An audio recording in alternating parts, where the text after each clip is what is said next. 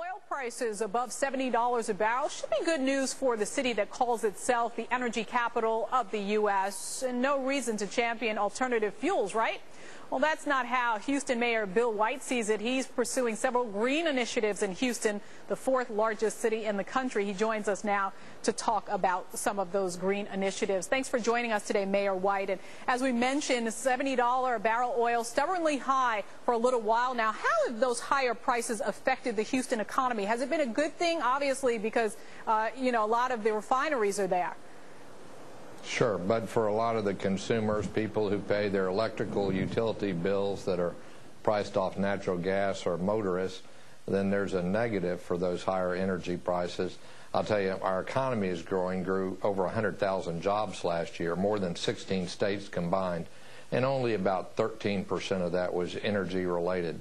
We're proud of the energy business, but we do think that it's good to have lower prices, and the easiest way that consumers can lower those prices are to find ways to decrease consumption without changing their standard of living. You know, Mayor White, let me pick up on a point that you just talked about power, because clearly states are also having to deal with that all over the country, increased need for power. How is Houston in particular dealing with that particular initiative? Are you taking any initiatives to deal with the increased need for power and maybe the burden on your constituency there?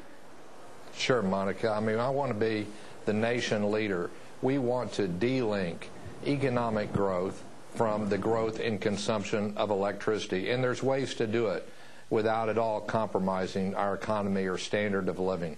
We said in 5 years we want to be the point where, as our GDP goes up, as our economy grows, we don't have growth in electricity.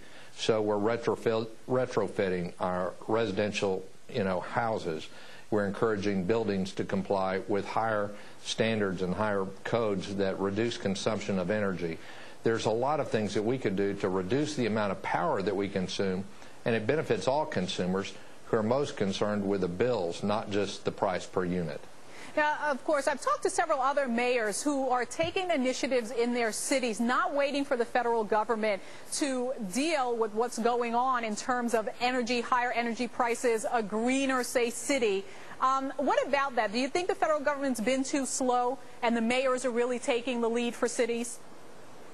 Yes. I think there's a lot of citizens. I've been Deputy Secretary of Energy of the United States and have written on this for almost 30 years. And was there one of the people who helped write the bill that first had some auto fuel economy standards. I think it's important for this nation that we reduce bills. It's important for the competitiveness of our economy to be more energy efficient. And it also allows us to grow without growing pollution and emissions, because quality of life is important. Now, I want to also ask you about the political ramifications, if any. As you mentioned, the economy regarding energy in Houston, what, 13% you say of the economy? So of the new jobs. Oh, of the new jobs. Okay, so let me get your sense. Has there been any sort of political resistance to you taking initiatives to have a greener Houston? Not really. I want to tell you that the energy executives are some who are most concerned about the energy future of this nation and this world. Before this segment, I heard you talking about a share buyback by ConocoPhillips, which is headquartered here.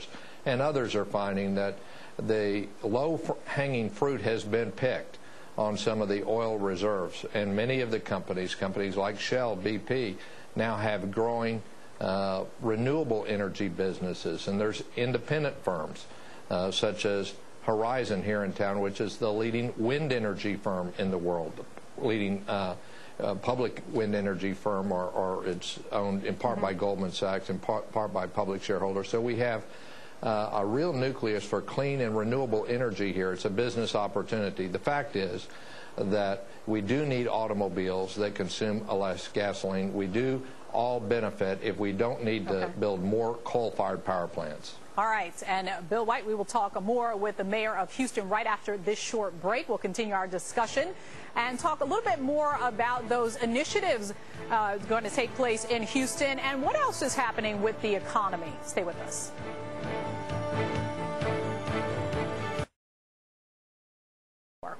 Well, we're back with Houston Mayor Bill White talking about the local economy there and clean energy initiatives. So, Mayor White, you were talking about the windmills and the wind energy program there. How much of that do you think will add to Houston's economy? I think it'll add a lot to our national economy. As you know, Texas is now the leading wind energy producer in the country, and we have a lot more sites because the winds are pretty strong and steady out in West Texas. This is going to allow us to have some electricity without emissions, where the price will be more stable than natural gas. Now, I'll tell you what, we're not going to run out of natural gas, and as hydrocarbons go, it's a pretty clean fuel. But our economy is growing, and we need a more diversified source of electricity supply, particularly those without emissions. Let me broaden this conversation out, Mayor White, and talk a little bit about the housing market. We've been talking about that today. Clearly, a lot of people are looking at the toll it's been taking on several of the local economies. So how much of a toll has the weakness in housing been taking on Houston? So far, nothing. Houston has continued to be one of the national leaders in housing starts. We're one of the few cities in the country where a middle-class family can still build a house and buy a house within the city limits. I've started the foreclosure process, really ended it on over 3,000 lots where we're getting new single-family houses built. They're 1,500 square foot, and you know what they're priced at? They're all priced at less than $125,000. So this is one reason why people are moving here, because they just want that home ownership and part of the American dream. Yeah, there's been some abuses that we've seen some here and we've seen nationally in the subprime market, but I think that's going to wash its way through the system. You know, you're coming up on the 2-year anniversary of Hurricane Katrina. Obviously, the city of Houston received many residents from New Orleans and other parts of the Gulf Coast. How has that settled out and impacted the economy 2 years later?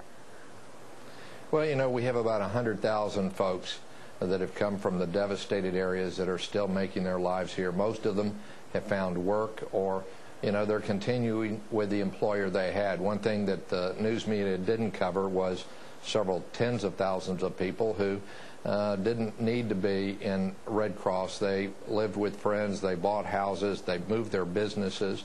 We want to help New Orleans and southern Louisiana, Mississippi reconstruct.